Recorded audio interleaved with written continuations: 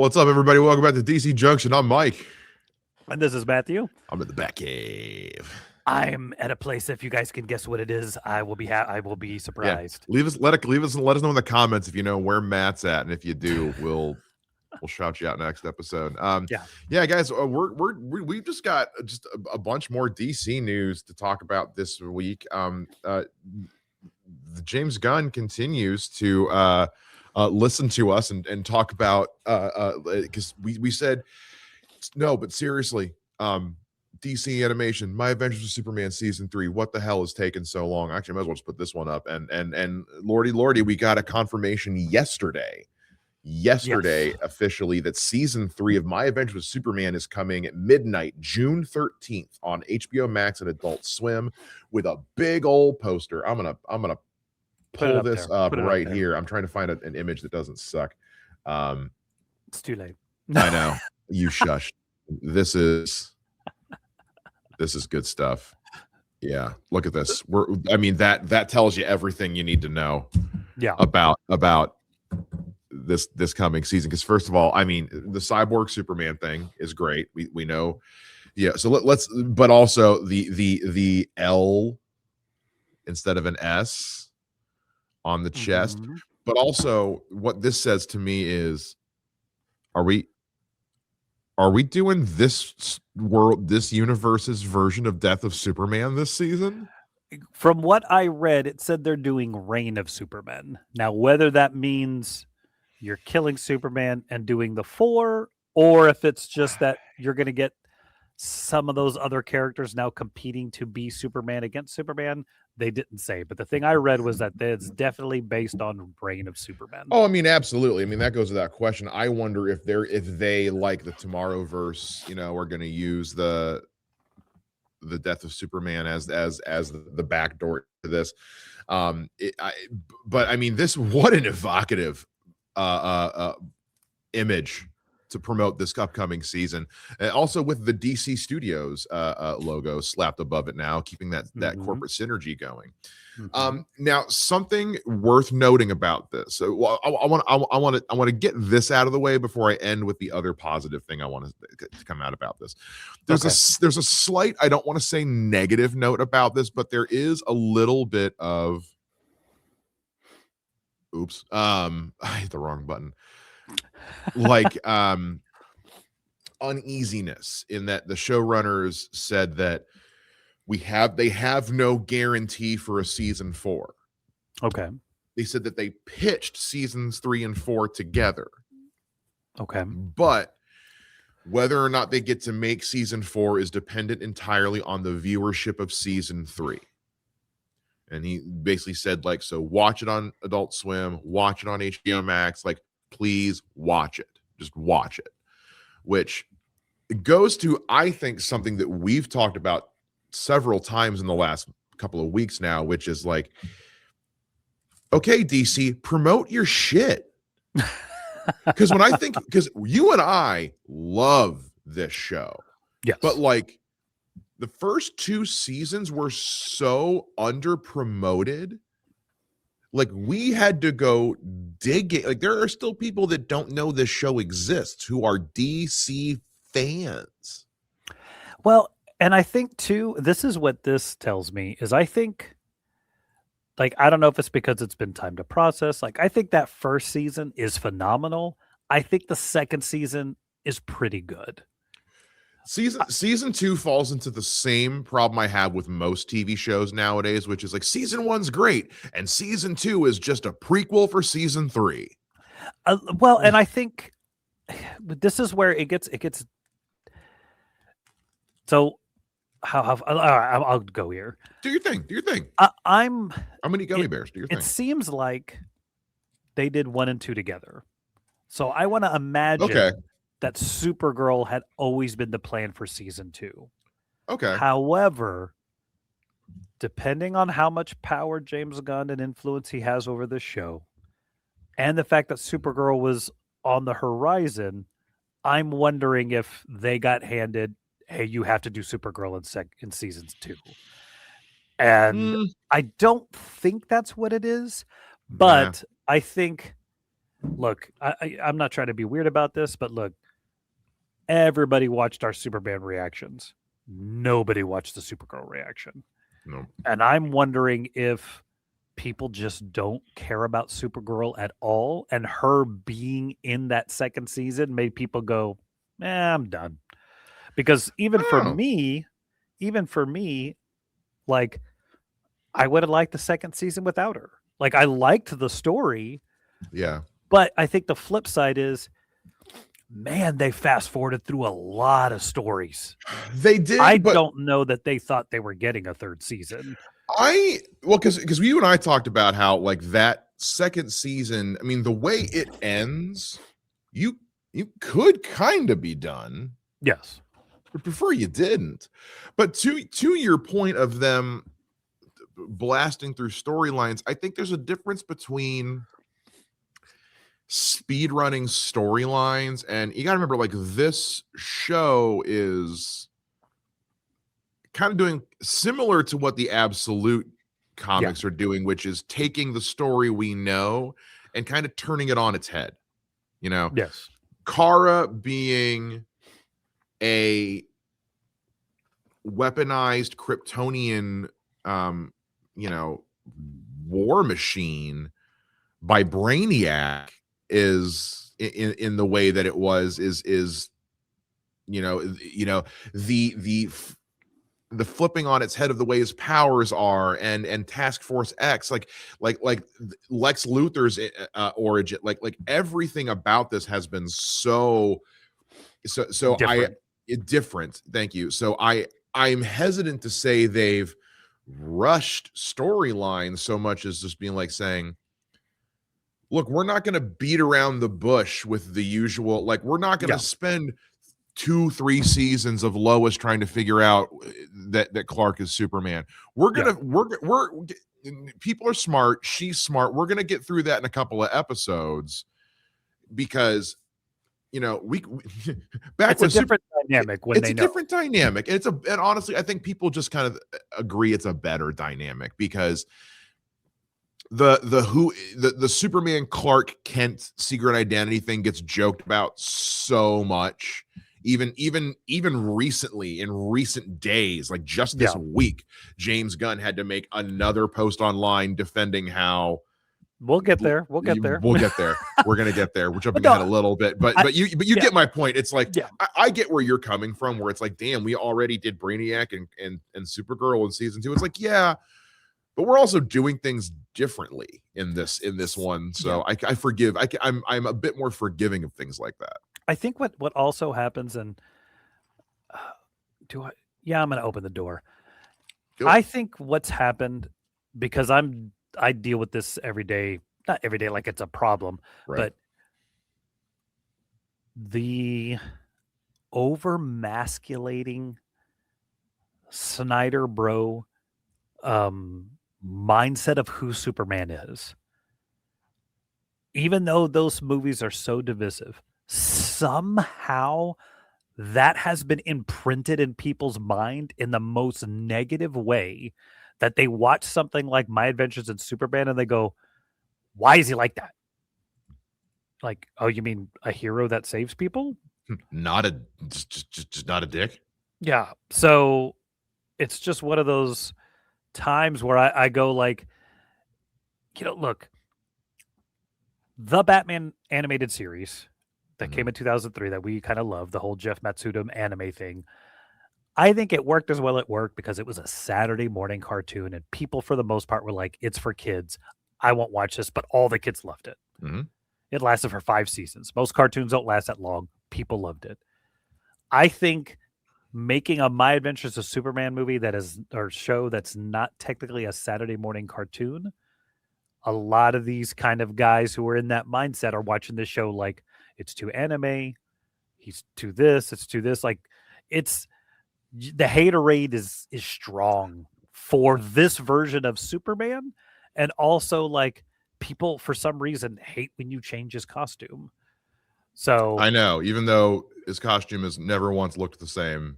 Yeah, ever. But find me a comic book character that has. Yeah, but I think that's the thing, is I think sometimes with this one, because he is such a purely good character in this Mhm. show. I think people who have that mindset of the Snyder Superman, I'm not going to say Cavill Superman, because I think Henry Cavill could have been a great Almost Superman none of the if he was allowed. none of Yeah, that was it was Henry. none of None the of what problem. was wrong was not Henry Cavill's fault. Henry Cavill, the Snyder era of DC had some of the best casting in superhero films. Casting, Yeah, but I think that. yeah. But all that to say is, I think the second season of that show, it was a package deal with the first season, so they had to take it. Right, which has me, and I feel like, and also we also need to remember, grain of salt, that this show is a product of the old regime. Yes. So this show came out during the regime change, so it's hard to know. It's hard to say. Yeah. How much influence James Gunn had on what, depending on where this fell timeline wise. It really is hard to say. And also, as we know, animation takes a very long time to get done if you want to do it well. And we have been begging for this season. So but also, like, as we know with like Invincible, you know, the creators of that show have always been very open and upfront with like, like it takes a while. It takes a very long time.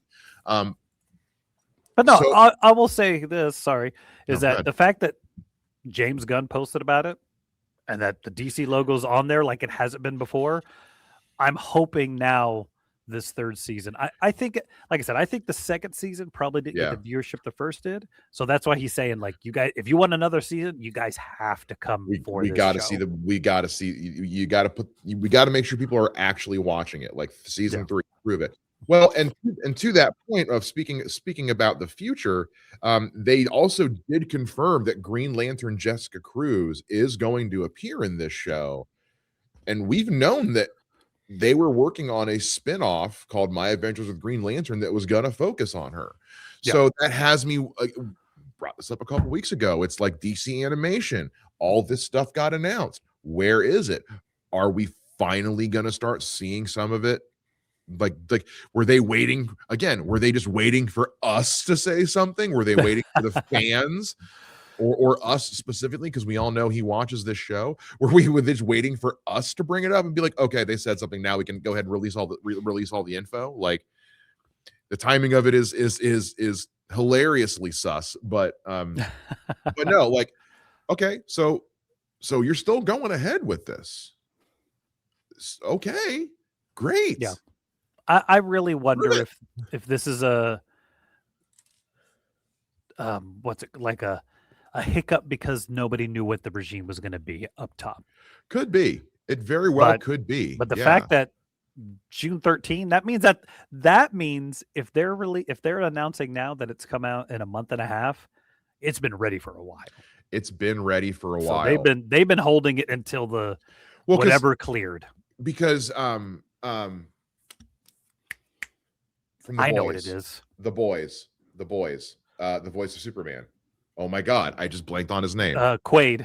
Jack Quaid. Thank you. Jack Quaid. He confirmed ages ago that they finished recording the dialogue. Ages ago. You know what? I wonder if it's this. I wonder if they were holding off because had Netflix bought Warner Brothers, it would have gone out on Netflix instead of the. It's entirely possible. It's entirely possible. But that whole thing didn't start until only a couple of months ago. I don't know. We don't know. We know it started a couple months ago. You're not wrong. But Yeah. But also, again, like, I don't know. I'm excited that we're finally getting more of this show so much so soon, and they're just going for it. They're going for Reign of the Supermen. You know, I would have to imagine they're doing some variation, some version of a Doomsday storyline if they're bringing in Reign of the Supermen. Or like, how did the previous season end? It ended with Zod about to come to Earth. What if Superman dies fighting Zod, and that's where we get Reign of Superman? Could be. That's a good point. I forgot about Zod. Yeah. I don't think they can do that because they did that in season 2 with Brainiac. That was literally the whole last 2 episodes of season 2 of Brainiac. which is So, yeah. also which is also, I will say, pretty much what they did in. Well, no, that was Dark Side that did that in the 90s. Anyway, But no, I think like I'm intrigued. Yeah. You know, I really liked the first season. I enjoyed the second season. Like Reign of the Supermen is one of those storylines, like if you do it right, it could be interesting. And the fact that we've already established Superman up until this point, that we know like if he disappears, people would miss it. So yeah, I think I'm intrigued to see what we're getting. I am too. I really am too. Speaking of lanterns, yeah, trailers disappearing left and right. Yeah, because of what? It's a good question. So the current report is that it was the YouTube audio scrubber doing the copyright pull of the song. It was a licensing issue. Am I going to act like that's not a possibility? Of course not. I upload copyrighted stuff to this channel all the time when we do a reaction. I don't buy it. I think the reaction to that trailer was so poor that I don't know if it was James Gunn or what, because James Gunn's the one that tweeted that picture of the ring hitting the lantern yesterday. But and a couple other promotional images came out, but I don't know if James Gunn or someone sat down with the guys that cut that trailer and said, "Hey guys, in what universe is this a trailer for a lantern show?" I was gonna say, I want to make sure I'm clear on this. Okay. A multi-billion-dollar company that actively, occasionally goes after cosplayers and other businesses for using their stuff somehow didn't know the music on their trailer was not theirs to use. Now, again, am I saying that YouTube's copyright scrubber doesn't make mistakes? Of course not. Its copyright scrubber sucks. It's terrible. We all know it. It's not Yes. news to anybody. Yes. Don't buy it. Don't buy it. Don't buy it one bit. Don't buy it one bit. I don't buy it one bit. If that was the case, you just changed the song. That was the case. That's a day job. Yeah. Here's a different song. Let me rearrange. Here's it back. Hey, we had to do this. Yeah. I look, I didn't love it. I didn't hate it. But also, like, lanterns are not my dudes. Like, I have no. And that's for me is, again, like full disclosure, I am a big Green Lantern fan. I am a massive Green Lantern fan. But I also was very lukewarm on that trailer. Like, I don't think the show, I don't have any like low expectations for the show. I have no expectations for the show. Yeah. It wasn't a good trailer. It was a trailer for generic HBO drama here. Yes. That could have been a trailer for anything. Yes. I think it was just a poorly edited trailer. So I really truly think, as somebody who, you know, spends the better part of his days for this channel and from a day job working and looking at the YouTube analytics stuff, the thumbs downs they were probably getting on that video were probably affecting their channel numbers. So they pulled the trailer. But that took a bit. It did. That took a bit. Like, this is where it really did. How much? Look, that's why I'm like, I don't know.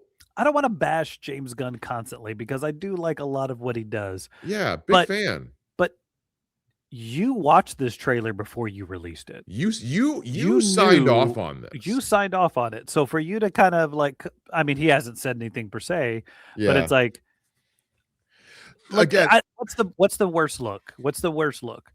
Having a bad trailer or pulling a bad trailer? That's my thing. Right. Like, maybe that's why I'm like, it's like I'm as, again, this is the danger of me being a little too inside baseball on some of this. It's like, just because Yeah. this is pretentious to say, but I am a social media professional. I do. Yeah. I work for a nonprofit in Ohio doing all their social media marketing. It's literally my day job. So like, I'm not going to act like I haven't been in similar situations in the past with Yeah.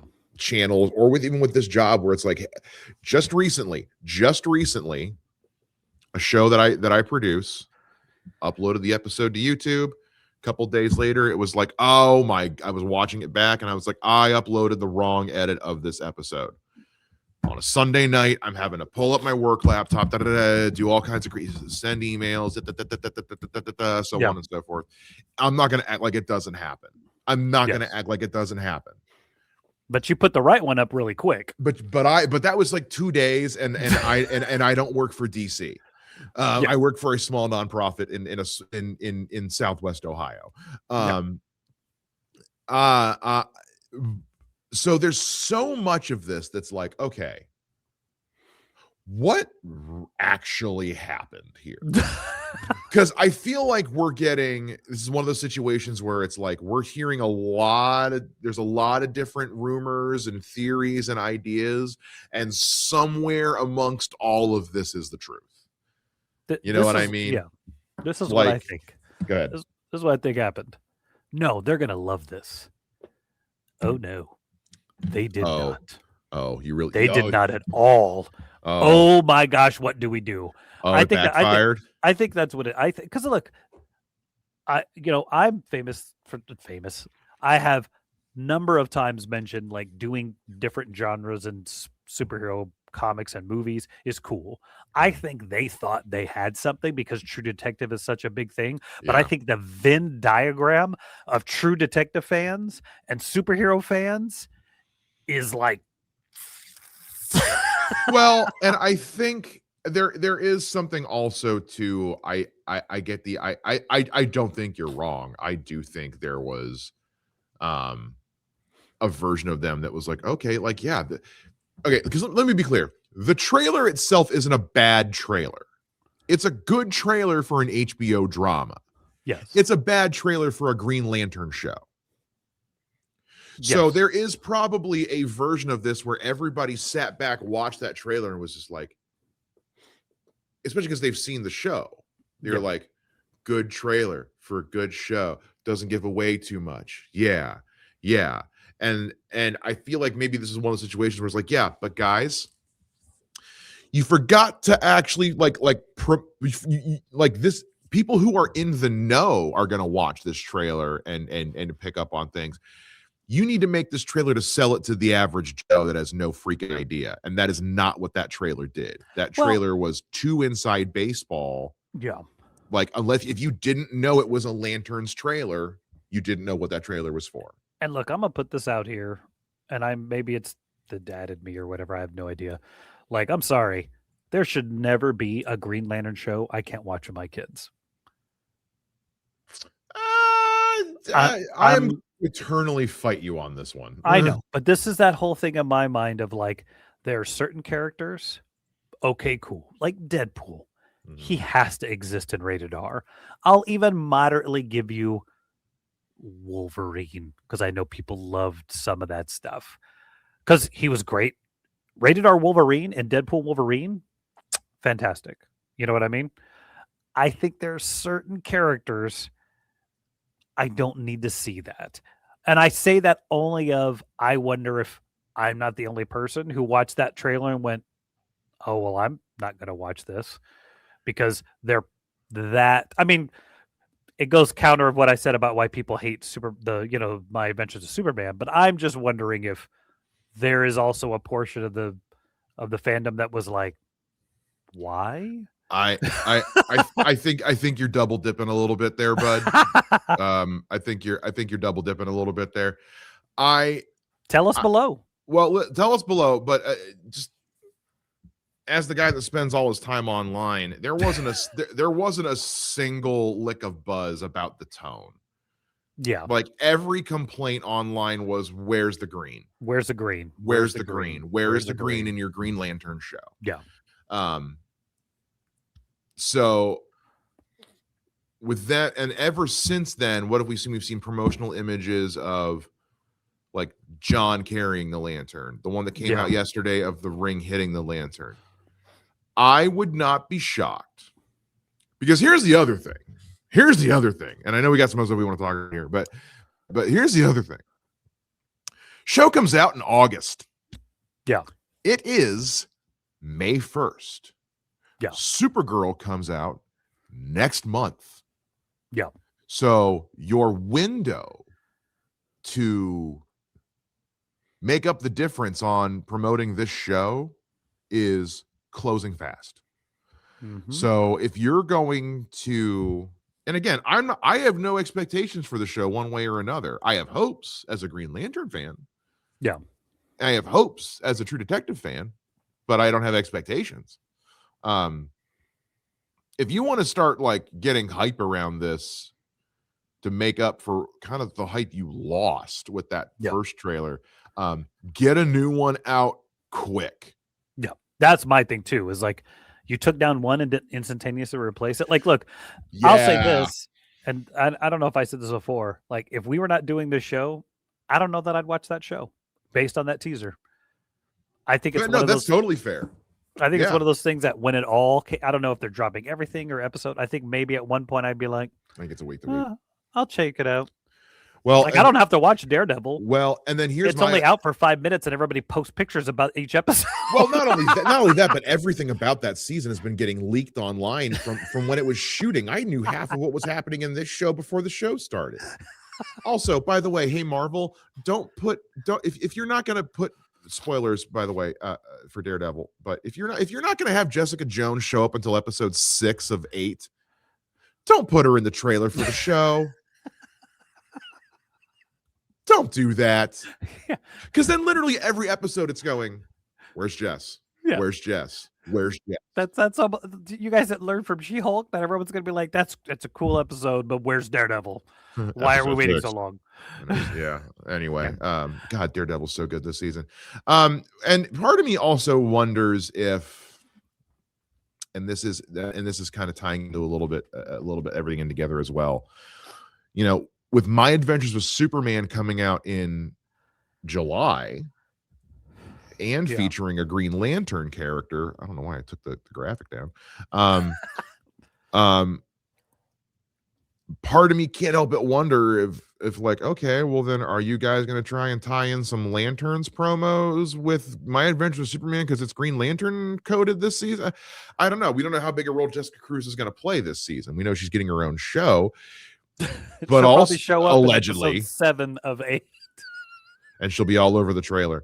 Well, but I mean, case in point with this show, I mean, we knew Supergirl was coming in this show well before it started. They wasted no time in introducing that Kara was in, because I mean, she was a plot point for the majority of the season. So, it just puts me in a weird position, because as a Green Lantern fan, as a James Gunn fan, as a True Detective fan, as a fan of everybody involved in this thing, I'm like, guys, what are you got everything you need at your how are you guys? It's a trailer. It's a trailer. You found the dude that looks exactly like the animated version of Jon Stewart. You found live action Jon Stewart. Why? Like, guys, do not Man of Steel this. Do not Man of Steel this. Do you hear me? Do not Henry Cavill this shit. Do not Ben Affleck this shit. Okay. You've got 2 great castings in Kyle Chandler and Aaron Pierre. Do not screw this up. And also, as a Green Lantern fan who is owed something from DC at this point, do not screw this up. Yeah. Don't make us, instead of watching the show, rewatch the CGI Green Lantern cartoon from 2011. Don't make me long for 30-second on screen Amanda Waller. That was so dumb. All right, now moving on to something completely different, and I'm gonna take the logo down, because I actually don't have a logo to put up. I'm gonna put up this. I'm gonna put up this Q&A logo. Oh gosh. Because why not? So hey guys, Matt wrote a comic book Matt wrote a comic book series for Apogee Comics called Phantom Hawk Resolute.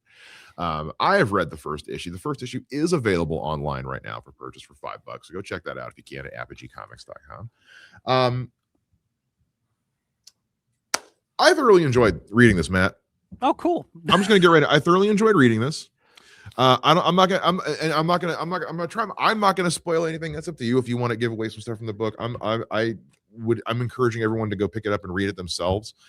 Does it show up on this digital background? That's a good question, guys. We're still figuring out the digital back thing. We're not really set up for it at our offices. We're both at work. There you go. So Phantom Hawk number 1. There it is. So the first thing I think I really want to know, because I don't even think I know the full story of this, Matt. Okay. How did you get to be involved with Apogee Comics in writing this title? Okay. So I'm gonna give the short version because it's a lot of back and forths. Sure. Ultimately, there was about 7 years ago, I tried to publish my own comic. And to do so, I had to find an artist. I got into this like Facebook group of artists meeting writers, blah, blah. Befriended a bunch of people from Apogee Comics. So I've known them for several years. But I'm not the kind of person who's like, hey, can you give me a writing job?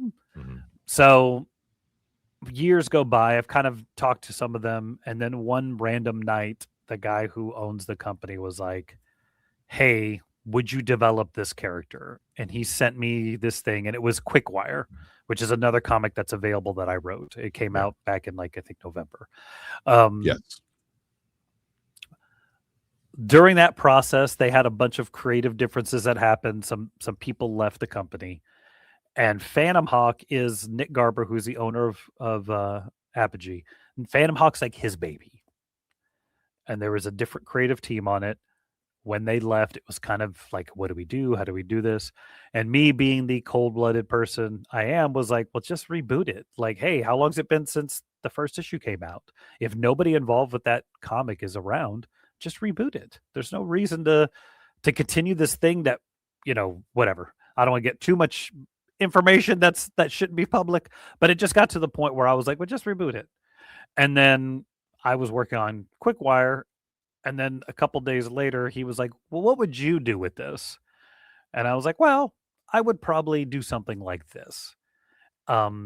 Because I think some people have a tendency, I call them, well, I'm not going to get it. Never mind.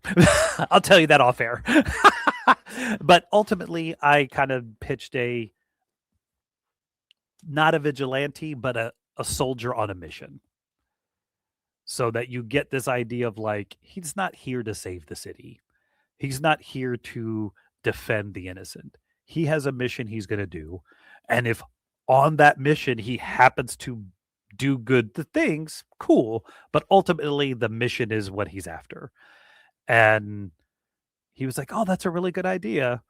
And then like a couple minutes went by and I was like, do you want me to write this? He was like, yes, please.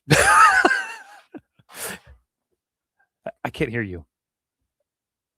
Forgot I muted myself. Okay. It's like it's the idea of just like, hey, I had this. We want somebody to do this thing. I have an idea for it. That's a really good idea. So can I just? Yeah, it's fine. Yeah. Well, because I thought he was like, here's what I would do, because he had talked about me becoming, because now I am kind of the editor-in-chief of that company, about me becoming the editor-in-chief. So I was like, here's my idea, go get somebody. Or do you want me to find somebody? And he was like, well, why don't, that's when he was like, I want you to do it. It's like, all right. So then I did it. And the guy who's the artist I had worked with at a different company, and he and I were actually behind the scenes working on a different project. So when this kind of fell in my lap, it was like, he was like, I don't know who I want to do the art. I was like, well, there's this guy. So I know this dude. Yeah, I was able to bring him in. He did some test stuff, and it was like, all right, you're the guy. And we're rolling, and it's been a lot of fun. It's kind of funny. Like, it kind of reminds me of my film back when I was doing movies. I did a movie called Crosshairs, which is this dark and gritty assassin movie. Deep martial arts, all night, blah, blah, blah. That's the kind of movie I like. That's the kind of movie I want to make. Nobody wants to see me make those movies. I made a movie called Backlash, which is more fun, adventure. I'm being silly. People love that. That's the difference between Quickwire and Phantom Hawk. Phantom Hawk is what I want to do. Quickwire is what everybody else wants me to do. So Gotcha. Okay.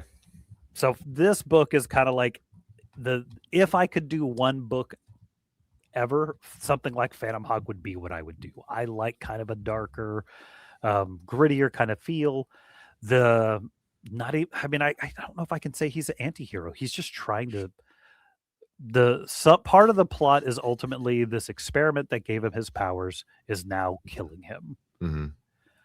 And all of the other people that are involved in the project are going through the same thing. So he's trying to find a cure to what's happening to him so he can help everybody. And also part of it is revenge for what they've done because they just kind of leave them to their own design when everything goes bad, which is part of the origin that happens in issue 2. But this issue is I wanted to kind of get away from let's start the comic with the origin and go like he's well into his mission. So it does kind of hit the ground running. There are some things that aren't quite answered until the second issue. But yeah, that's kind of how I got involved and how this came about. So are you the writer on the entire first run of the series or the first few issues, or the entire first run? So when I pitched it, I pitch everything as 4-issue story arcs. That's how I like to write. That's how I want to do it. I think number one, it helps. Because I was like, I'm going to write all 4 issues. And then when I'm done, I want to go back and rewrite them. Because whatever ideas I come up with as I'm writing, I'd like to, pardon me, I'd like to be able to kind of fix it. Kind of like Robert Kirkman is doing with Invincible, where now that he's finished the comic, he's writing the show and like, oh, these ideas I came up with later, I'm just going to shove them back. Revisionist history. Yeah. I love it. But I think it's the advantage of being at comics at this level. We don't have to pump things out month to month. It'd be nice if we made that kind of money, but we don't. So to write a 4-issue story arc, then compact it, make sure it all connects really, really solidly, it is really cool. So yes, I wrote 4 issues of this. I have the next 2 story arcs loosely plotted out. Technically, I could take this thing to whatever 4 times 3 is, 12. 12 issues. Bad at math Friday morning. Yeah. But no, it's so, I really enjoyed writing. This is, in my opinion, probably collectively the best issue of a comic I've done. Because this is now the 5th or 6th comic I think that I've written that's been out there. And I think the art came together really well. The story came together really well. I think it's probably like my favorite of everything thus far. It's really good, man. You can tell that, and especially because like in the day and age we live in, it's hard to find something that's not at least in some way inspired by something else. So like, yeah, you can feel clearly this guy was a Batman fan. Clearly this guy read a Deadpool comic, read a Punisher comic. This guy has clearly read a comic book before, but at no point does it feel like derivative. Yes. I want to point out, like, at no point does it feel like he's just one for oneing or what's the word I'm looking for? Kit bashing characters together. Like because he's going at it's a pharmaceutical company. I forget. It's a pharmaceutical company. It's called Baseline Pharmaceuticals. That's right. Yeah. It's like the big bad of this universe per se. So like, the idea of, because we always talk about comic books being sort of a window into our current world in a little bit way, and the idea of dealing with a chronic illness, a pharmaceutical company that's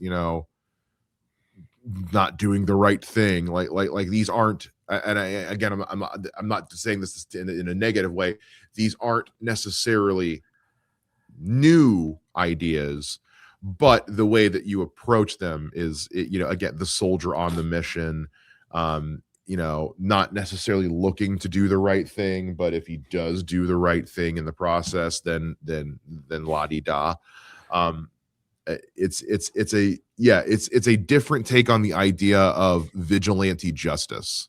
Yeah. Where it's less about the people and more about just the right thing not being done. Yeah.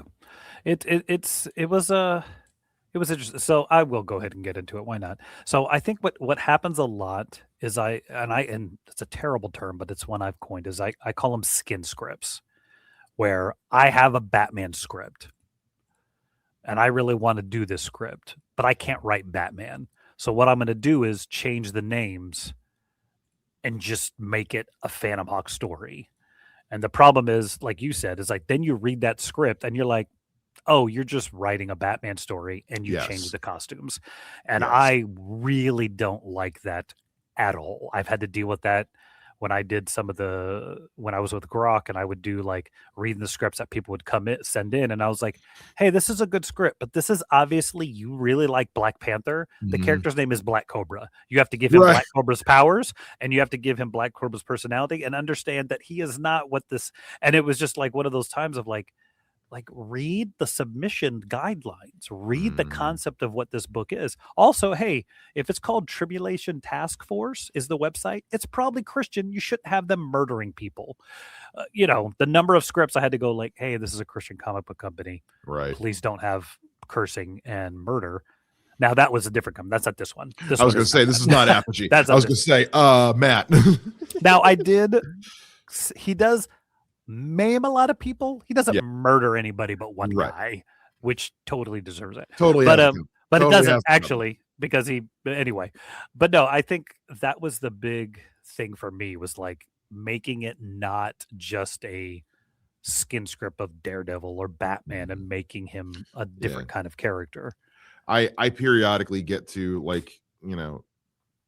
be a judge in like short film festivals and independent film festivals and stuff like that, and every time I do one, there's, especially when it's like college film festival, there's at least one where it's like, yes, the Batman fan has arrived. Are the thieves going to get stopped by a shadowy intruder that disappears into the night at the very end? And okay. It's every time I do. So yeah, those exist in every medium to death. One thing I wanted to point out that is a tricky thing to do in writing in general, but especially when you're doing character writing, I'm terrible. I'm not good at writing comic books, because this is something I struggle with particularly, which is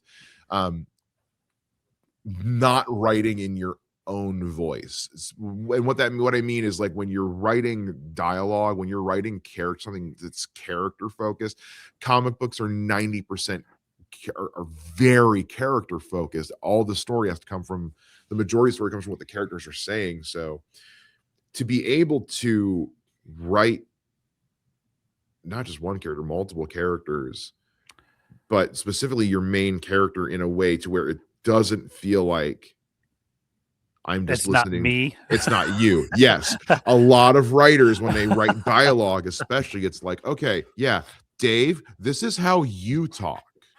Yes. This is not how your character talks. Yes. And so there was, I was very impressed at your ability, because I'm very familiar with the way you talk. I listen to you talk all the time. We listen to each other talk so I'm very familiar with how you talk, your speech patterns, and I'm the right kind of autistic ADHD that I noticed that shit. So I was very impressed with your ability to give Max Phantom Hawk his own voice in that way. I was really impressed by that. Thank you. Yeah, I mean, I think it comes from the movie stuff, it comes from the comic stuff, but it also just comes from, again, like when it comes to that kind of thing, I'm not trying to be like egotistical, but like it is something I purpose to do. But the flip side is, what I usually do is find a character in the story that I just go like, well, I'll just let this guy be me. So one of the cops is me. Oh yeah, I think every good writer should have an analog in their own story. Yeah. So one of the cops is kind of me. But yeah, I think, like I said, my hating skin scripts and trying to make sure, like, there's times, like, I think Nick got to the point where he's like, bro, stop calling me, asking me questions.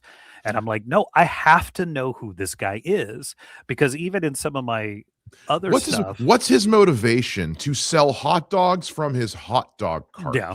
Go to bed. Well, no, I have done On this one a little bit, but on other projects, I get to the point of like, what child are they? Are their parents divorced? Oh my When God. did they go you're, into the You're military? Simon in Wonder Man. You're Simon in what you're No, not as an actor, as a writer. As an actor, I don't care. It's literally the exact same thing. It's like, dude, you're playing a Greek history professor in one scene of The Rookie. Like, shut up. Yeah, but I think sometimes what that does is it allows you to say, how does this guy talk? Somebody who has a 6-year degree is going to speak completely different than somebody who has an associate's degree or whatever. So, or again, when did he go into the military? Why did he go into the military? And I think I've lucked out in my life to know so many different people and go like, okay, who's the guy who I know that this guy's probably like? Let me think about how he would talk or what he would say. And I think that's where it's beneficial to do this thing, because you're right, like unlike a film, there isn't an actor to give this guy inflection. You have to write the inflection. So it is challenging, but it's also a lot of fun. And like I said, I really did enjoy writing this, and it came at the right time. Let me ask you this, if you don't mind me, turn it on your head. What did you think of all the fighting? It was. I mean, I love the art. What is the name of the artist on this? Bruno Tyler. Bruno Tyler. Great job. Excellent job. At no point did because sometimes you'll read these books and you're in a fight sequence and you have no idea what's going on. You have to go back and reread it like 4 times, and it's like, oh, he was punching him in the jaw. There was a better way to draw that, I feel like. I'm not sure why I can see his foot. It was a fist connecting with a jaw. Why can I see a foot? You know what I mean? Like, so yeah, like it was the panel, like the spacing in the panels was well utilized.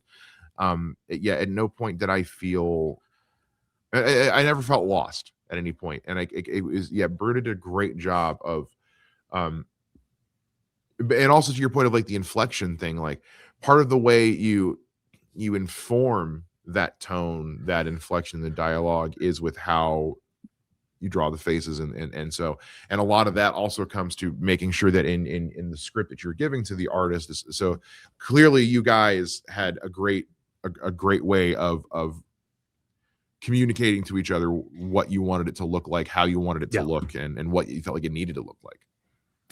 He did a really good job. It was kind of funny. Like, I get really intricate with some of the fights. Mm-hmm. So I did like videos and pictures and photos. And there's a video out there somewhere of one of the gun disarms that Phantom Hawk does with this karambit that I literally put race on a stool.